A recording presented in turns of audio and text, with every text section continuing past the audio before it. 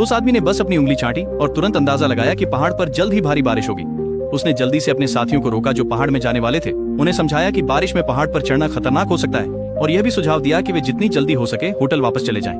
हालांकि जो गाइड खुद को विशेषज्ञ बता रहा था, उसने उस आदमी की बात मानने से इनकार कर दिया। उसने कहा कि मौसम पूर्वानुमान के अनुसार अगले 7 दिनों में बारिश की कोई संभावना नहीं है। आदमी ने समझाया कि उस दिन हवा बहुत उमस भरी और गर्म थी और दूर क्यूमुलोनिम्बस बादल देखे जा सकते थे। ये सभी संकेत थे कि बारिश आने वाली है, लेकिन फिर भी कोई भी उस पर विश्वास करने को तैयार नहीं था। उसी समय उसकी पत्नी आई और उसे जोर से थप्पड़ मारा। उसने कहा कि अगर उसे अपने ससुर को नाराज करने का डर नहीं होता तो वह अपने पति के साथ पहाड़ पर चढ़ने नहीं आती। उसके विचार में उसके पति के व्यवहार ने उसे सबके सामने शर्मिंदा कर दिया। आदमी अपनी पत्नी को कुछ समझाने वाला था, लेकिन उसने बिल्कुल नहीं सुना। वह मुड़ी और गाइड के पीछे पहाड़ में चली गई। ये देखकर कि कोई भी उस पर विश्वास नहीं कर रहा था, आदमी ने गाइड से कहा कि भले ही हर कोई पहाड़ पर जाने पर जोर दे, कम से कम उन्हें सभी को सामान वितरित करना चाहिए। इससे आपात स्थिति में जीवित रहने की संभावना बढ़ जाएगी। लेकिन गाइड ने उसे एक तरफ धकेल दिया और कहा कि उसे अधिक चिंता करने की जरूरत नहीं है, वह उसकी पत्नी का अच्छी तरह से ख्याल रखेगा। आदमी केवल बेबसी से आह भर सकता था जब उसने देखा कि सभी पहाड़ में जा रहे हैं। वास्तव में यह व्यक्ति एक प्रसिद्ध अन्वेषक था। 5 साल पहले जब वह एक पहाड़ पर चढ़ रहा था, उसने अपनी जान जोखिम में डालकर अपनी पत्नी के दादा को बचाया था। इसके बदले में दादा ने अपनी पोती की शादी उससे कर दी, लेकिन उस व्यक्ति ने अपनी पत्नी को कभी अपने अन्वेषक होने की पहचान के बारे में नहीं बताया था।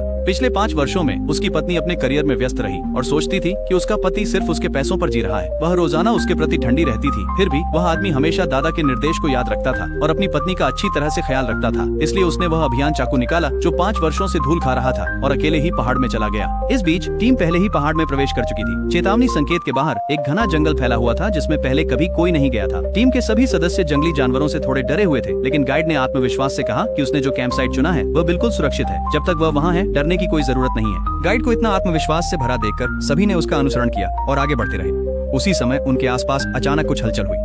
हर किसी ने सोचा कि कोई जंगली जानवर आ रहा है, लेकिन एक आदमी घास से बाहर निकला। उसने सबको बताया कि जिस रास्ते पर वे जा रहे थे वहाँ भूस्खलन होने की संभावना थी। ये सुनकर गाइड ने तुरंत सोचा कि वह झूठ बोल रहा है, क्योंकि आदमी ने अभी कहा था कि केवल बारिश होगी और अब वह कह रहा था कि भूस्खलन होगा। दूसरों ने भी आदमी की बातों पर विश्वास नहीं किया, लेकिन अप्रत्याशित रूप से अगले ही पल आसमान में अचानक जोरदार बिजली कड़की और फिर भारी बारिश शुरू हो गई। फिर भी गाइड सभी को बता रहा था कि यह एक सामान्य घटना है और कोई खतरा नहीं होगा।